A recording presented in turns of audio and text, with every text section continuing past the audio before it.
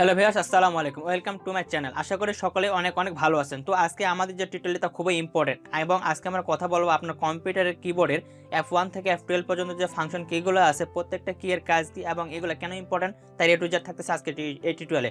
তো আপনারা এক্সপার্ট হওয়ার জন্য ভিডিওটি শুরু থেকে শেষ পর্যন্ত দেখবেন। তাহলে চলুন টিউটোরিয়ালটি শুরু করা যাক। Hello viewers, welcome back computer screen. বন্ধুরা, এখন আমরা ফাংশন কি F1 থেকে F12 পর্যন্ত যতগুলো কি আছে সবগুলো কি সম্পর্কে আলোচনা করব। তো প্রথমে আমরা কথা বলবো F1 নিয়ে। বন্ধুরা, কিবোর্ডে F1 এর কাজ হচ্ছে এ কি সাধারণত হেল্প বা সাহায্যকারী কি হিসেবে ব্যবহার করা হয়। অর্থাৎ যখন আমরা কোনো প্রোগ্রামে কাজ করি তখন সেই প্রোগ্রামের হেল্প বা সাহায্যকারী মেনু চালু করার জন্য একে ব্যবহার করা হয়। তো বন্ধুরা, আপনারা দেখতে পাচ্ছেন বর্তমানে আমি মাইক্রোসফট ওয়ার্ডে আছি। যদি মাইক্রোসফট ওয়ার্ডের সাহায্যকারী মেনুটি আমার চালু করার প্রয়োজন পড়ে তাহলে আমরা কিবোর্ড থেকে F1 প্রেস করব। তো দেখেন আমি আমার কিবোর্ড থেকে F1 প্রেস করলাম। তো বন্ধুরা দেখেন আমি F1 প্রেস করার সাথে সাথে আমাদের এখানে কিন্তু এই মাইক্রোসফট ওয়ার্ডে যে হেল্প মেনু উইন্ডোটি আছে সেই উইন্ডোটি আমাদের এখানে চলে আসে। আপনি দেখতে পাচ্ছেন উইন্ডোটি হেল্প ওয়ার্ড দেওয়া আছে এখানে, তার মানে এটা হচ্ছে আমাদের মাইক্রোসফট ওয়ার্ডের হেল্প মেনু অপশন। এইভাবে আমরা খুব সহজে যে কোনো প্রোগ্রামে আপনি যদি থাকেন, Microsoft Excel, Microsoft PowerPoint, Photoshop অর্থাৎ যে কোনো প্রোগ্রামে আপনারা থাকেন না কেন, যদি আপনাদের সেই প্রোগ্রামের হেল্প নেওয়ার প্রয়োজন পড়ে তাহলে আপনার F1 প্রেস করলে সেই প্রোগ্রামের সাহায্যকারী মেনুটি চালু করতে পারেন। এটা গেল F1 এর কাজ। বন্ধুরা, এবার দেখবেন আমরা F2 এর কাজ কি। বন্ধুরা, কিবোর্ডে F2 এর কাজ হচ্ছে এই কি সাধারণত কোনো ফাইল বা ফোল্ডারের নাম পরিবর্তন করার জন্য ব্যবহার করা হয়। অর্থাৎ যখন আমরা কোনো ফাইল বা ফোল্ডারকে সিলেক্ট করে এই কিতে চাপ দেব তখন সেই ফাইল বা ফোল্ডারের নাম পরিবর্তন করার জন্য অপশন আসবে। তো বন্ধুরা, আমি আপনাদের বিষয়টি বোঝানোর জন্য আমার ডেস্কটপে চলে যাচ্ছি। তো দেখতে পাচ্ছি আমি আমার ডেস্কটপে চলে আসি এবং আপনারা এখানে দেখতে পাচ্ছেন আমার ডেস্কটপে বিভিন্ন ধরনের ফোল্ডার রয়েছে। বন্ধুরা, সাধারণত আমরা কী কাজ করি, কোনো ফোল্ডারের নাম পরিবর্তন করার জন্য এইভাবে ফোল্ডারটি সিলেক্ট করি। সিলেক্ট করার পর মাউসের রাইট পাশে ক্লিক করার পর রিনেমে ক্লিক করি। তারপর এখান থেকে ফোল্ডারের না চেঞ্জ করার অপশন আসে। এইভাবে আমরা পরিবর্তন করি, কিন্তু আপনারা খুব সহজে কিবোর্ড দিয়ে কাজটি করতে পারেন। কিবোর্ড দিয়ে করতে হলে আপনাকে প্রথমে এভাবে ফোল্ডারটি সিলেক্ট করতে হবে। সিলেক্ট করার পর আপনি যদি আপনার কিবোর্ডের যে F2 বাটনটি আছে সেই বাটনে যদি ক্লিক করেন তো দেখেন আমি এখান থেকে আমার F2 বাটনটিতে ক্লিক করলাম। ক্লিক করার সাথে সাথে কিন্তু দেখেন এখানে আমাদের রিনেমের কিন্তু অপশনটি চলে আসছে। তো দেখতে পাচ্ছি এখানে আমাদের রিনেমের অপশনটি চাচ্ছে। তো এখান থেকে তখন আপনারা চাইলে নামটা কিন্তু পরিবর্তন করে নিতে পারেন। তো দেখেন আমি আবার এখান থেকে নামটা পরিবর্তন করে দিচ্ছি, আবার পিপি দিয়ে দিলাম। হ্যাঁ, এভাবে কিন্তু আপনারা খুব সহজে রিনেম করে কোনো ফোল্ডারকে ব্যবহার করতে পারেন। এবারে দেখবো আমরা কিবোর্ডের F3 এর কাজ কি। বন্ধুরা, ফাংশন কি F3 এর কাজ হচ্ছে মাইক্রোসফট উইন্ডোজের সকল প্রোগ্রামকে সার্চ করার জন্য এই কি ব্যবহার করা হয়। অর্থাৎ মাইক্রোসফট উইন্ডোজ এর যত প্রোগ্রাম সব প্রোগ্রামকে সার্চ করা হয়। তো বন্ধুরা দেখেন আমি এখান থেকে যদি আমার কোনো একটা ব্রাউজার ওপেন করি, দেখেন আমি এখানে আমার ইন্টারনেট ব্রাউজারটা ওপেন করি, এখান থেকে যদি আমাদের সার্চ অপশনটা খুঁজে বের করার দরকার পড়ে তাহলে আমরা কী কাজ করবো, কিবোর্ড থেকে F3 যে বাটনটি আছে সেই বাটনে ক্লিক করবো। তো দেখেন আমি আমার এখান থেকে F3 বাটনে ক্লিক করলাম। 3 বাটনে ক্লিক করার সাথে সাথে বন্ধুরা এখানে দেখতে পাচ্ছি একটা উইন্ডো চলে আসছে সার্চ করার জন্য। তো এখানে আপনি যেটা লিখে সার্চ করবেন সেটা কিন্তু আমাদের এখানে সার্চ দেখাবে। এটা হচ্ছে আমাদের কিবোর্ডের ফাংশন কি F3 এর কাজ। এবারে কথা বলবো আমরা বন্ধুরা F4 এর কাজ কি। F4 এর কাজ হচ্ছে একই দ্বারা সাধারণত মাইক্রোসফট ওয়ার্ডের লাস্ট অ্যাকশন পারফরমেন্স রিপিট করা হয়।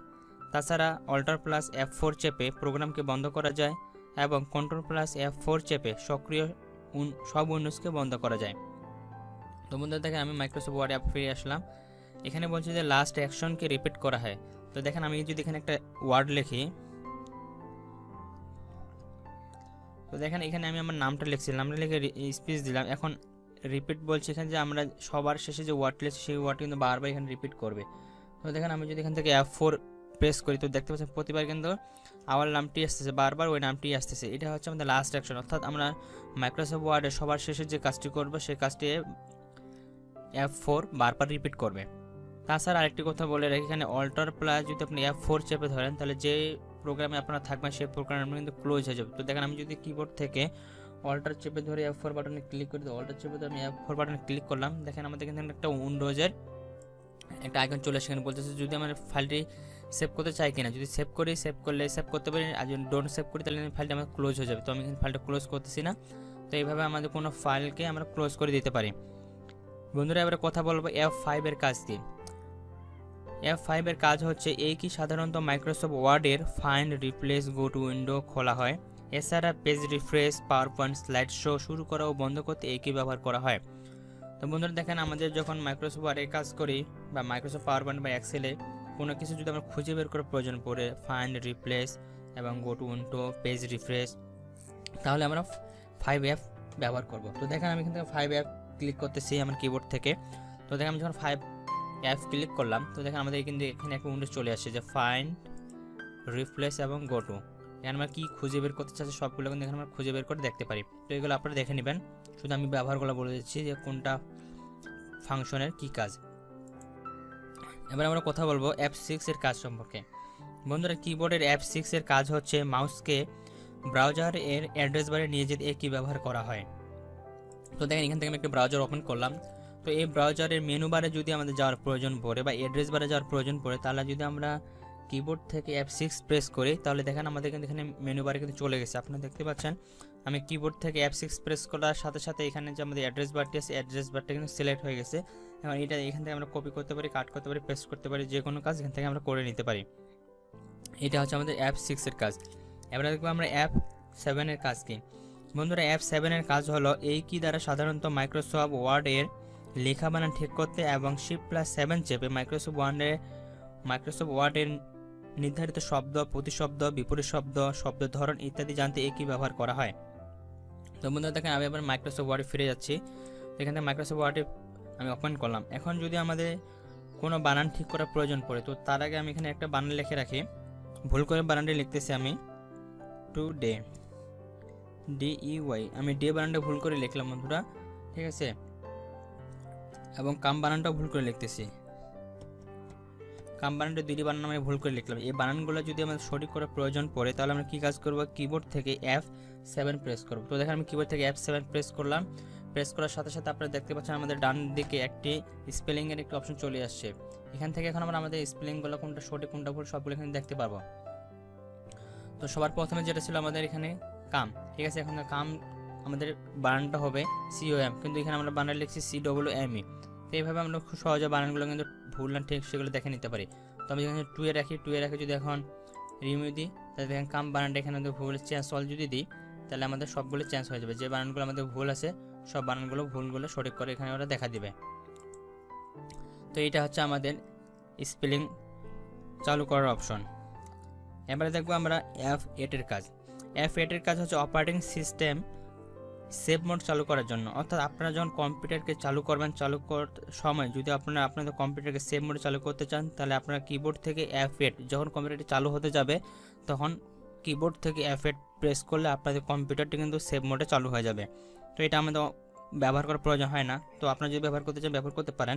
তারপর হচ্ছে F9, এটা আমাদের ব্যবহার হয় না। F9 এর কাজ হচ্ছে যে ক্রে এক্সপ্রেস মেজারমেন্ট টুলবার চালু করার জন্য এই কি ব্যবহার করা হয়। তো বন্ধুরা এবার আমরা কথা বলবো কিবোর্ডের F10 এর বাটনের কাজ কি।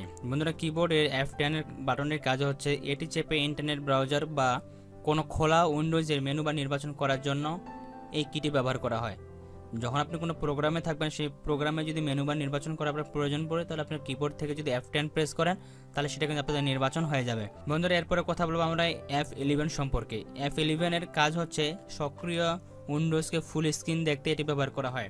তো দেখতে পাচ্ছেন আমি যেখানে ব্রাউজারটা ওপেন করে রাখছি, এই ব্রাউজারটি যদি আমি ফুল স্ক্রিন করে দেখতে চাই তাহলে আমাদের কিবোর্ড থেকে যদি F বাটন প্রেস করতে, দেখেন আমি কিবোর্ড থেকে F বাটন প্রেস করতেছি, তো দেখেন আমাদের ফুল স্ক্রিন এবং নর্মাল স্ক্রিন হয়ে যাচ্ছে। দেখতে পাচ্ছেন ফুল স্ক্রিন এবং ইন স্ক্রিন, ফুল স্ক্রিন এবং ইন স্ক্রিন, ঠিক আছে। এভাবে যদি আপনার কোনো প্রোগ্রামে ফুল স্ক্রিন এবং ইন স্ক্রিন করে দেখার প্রয়োজন পড়ে তাহলে আপনার কিবোর্ড থেকে F11 যে বাটনটি আছে সেটি প্রেস করবেন।